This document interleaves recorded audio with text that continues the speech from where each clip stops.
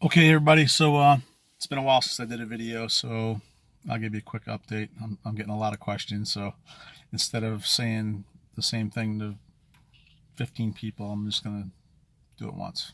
So I did a dental thing. I gotta say, it's like she was one of the creepiest medical people I've ever met. Not even just dentists. It was like weird. Like yeah, I wasn't feeling it. One of the things that she brought up, two things that was kind of weird was apparently radiation for throat cancers. It messes with your bone structure, right? So your jawbone and all the support and stuff, and your teeth especially. It depletes your teeth. So it looks like after this, I'm gonna have like trays, and yeah, I have to put fluoride in the tray and put it in my mouth and bite down on the tray for the rest of my life, every day for like 10 minutes. I'm like, okay. The other thing, I can't remember the name of it, but right behind my front bottom teeth here, down in my mouth, I have these bony like outcrops that stick up. They're just bone. They're covered with skin, and apparently sometimes radiation, you know, if you have radiation causes a lot of mouth problems, sores and all kinds of stuff, and there's so much bacteria in your mouth you can't open your mouth sometimes all the way, or whatever. Toothpaste irritates it. I mean, it's all kinds of bad juju. But if this skin on top of these bone things gets like a laceration or sores on it, it takes a long time to heal. It's really bad because it's just skin over bone. It's like skin over cartilage. Just there's not a lot of blood flow there, and it's bad. So that she's like, we might have to go in there and take those out. And by the way, they'll grow back eventually. I'm like, holy crap! So now that's going to put back my treatment. And that doesn't sound like much fun at all. So there's that. So then I met with Dr. P, my primary oncologist, surgeon, today. And this whole thing, man, with the VA trying to get them to approve, take over my medical care instead of going TRICARE, has been an absolute nightmare. I mean, when Dr. P came in, she's aware of this whole thing, and like a whole bunch of her staff has been talking to the VA.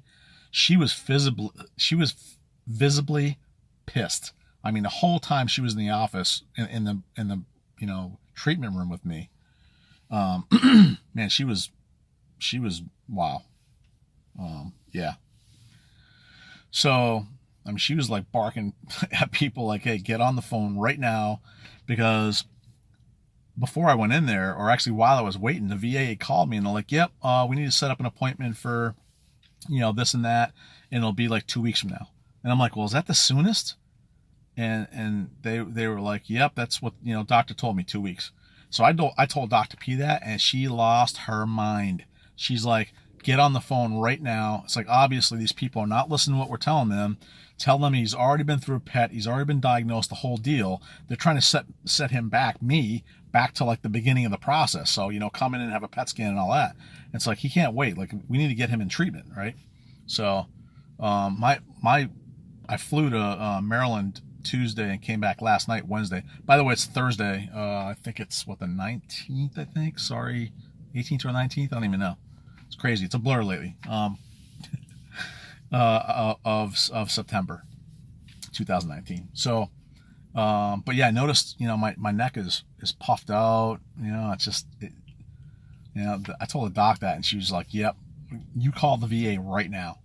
And I didn't know it, but my, what do they call it? Nurse navigator at the civilian hospital had left me a voicemail. Now I'm literally like 30 feet away from her office. So she didn't even look to see if I had an appointment. She could have walked across the hall and talked to me, which kind of pissed me off.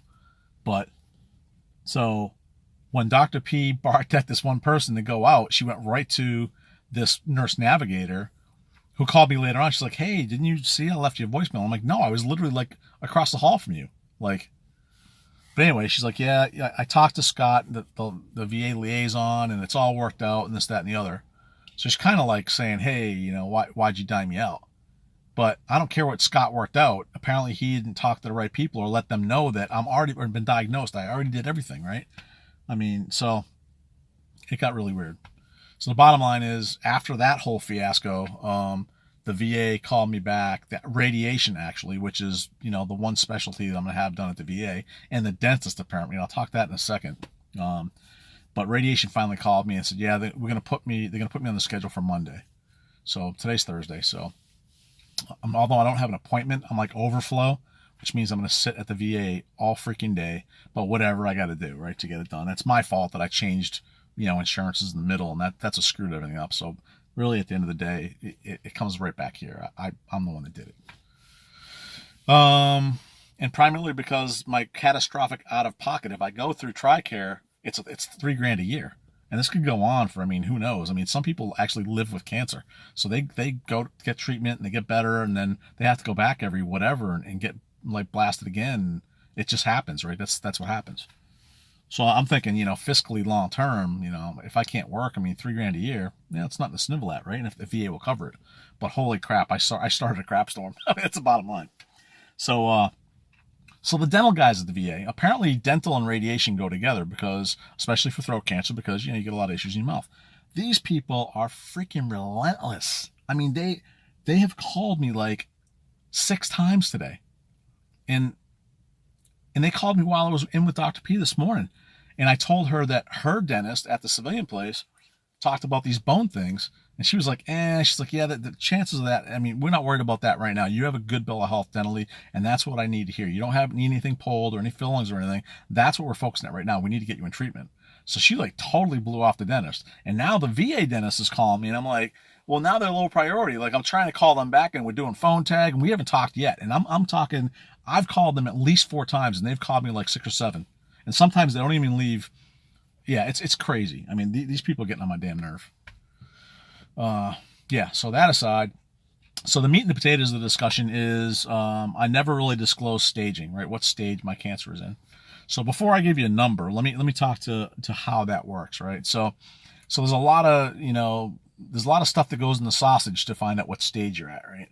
One of them is, the location of the tumor and the size. Has it metastasized? Has it spread? What type of cancer it is important. So in my case, since it's in the tonsil, I think they're like they're counting the whole size of the tonsil, because they haven't really got a granular like X-ray of it. Like the thing lights up like the sun. They know it's the whole tonsil. Okay, but because of that, now it's like 1.5 inches or 2 inches by 1 inch. So that's a huge. If you think about a tumor somewhere else in your body, that's a big tumor, right? So I had that going against me. So that's bad. Higher stage. They had 2 spots on the bottom, one on the bottom of each lung, that kind of like showed little tiny, like it wasn't even really, you couldn't really see it, but it was, the doc was kind of like, hey, we'll keep an eye on that. That's for later, but just know that that's there, and I'm going to be watching it. Okay, whatever. But it also spread from this tonsil, like I said, to the lymph node that's literally like right next to it. And you got a bunch of lymph nodes like in your neck and your jaw and all that, right? So, but because it spread, no good. Because it, these little things on my nodules on my lungs that you can't even measure, no good. So stage going up. So the bottom line is I'm a stage 3. Now that sounds scary, right? But the success rate of treatment is like 85%, right? So even though, they diagnosed me with stage 3 because of the size of it and all that other stuff, the bottom line is, it's very treatable and the success rate is high. So I think, of all the bad news I could have got, and I think that's great news. Stage 3, meh, whatever. So anyways, that's what I got right now. More and more people are starting to find out, so you'll start noticing the views on these videos, or I shouldn't say find out. I'm notifying, more and more people. Just to be honest, I have some close, kind of friends, neighbors that I haven't told yet, just because I don't have to worry about it. I don't want them to have to worry about it, right? But eventually, there's a strong possibility, and my treatment schedule is still, according to Dr. P, it's going to be radiation 5 times a week, and one of those days will be chemo. But in my research, I've seen people that get rad like once a month. And generally speaking, if you only get it, like the less frequent you get it, chances are the more aggressive the radiation is, right? So I remember Dr. P saying one of the times when I first met her that they prefer to do lower doses but more of them. So maybe it'll be more tolerable. But getting back to my original point, I haven't told, like, my neighbors. I'll tell eventually, right? But I don't want people freaking out. But there's a possibility that after the first couple weeks of radiation, I won't be able to work anymore just because of nausea. I mean, they've already prescribed me nausea meds. So like as soon as I start rad, I have to start taking these meds.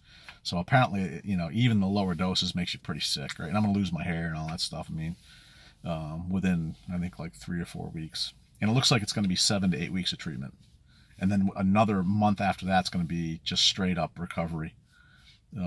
Trying to get your weight back up and your nutrition and kind of get you back to mainstream living because this stuff just knocks the hell out of you apparently. So I don't know.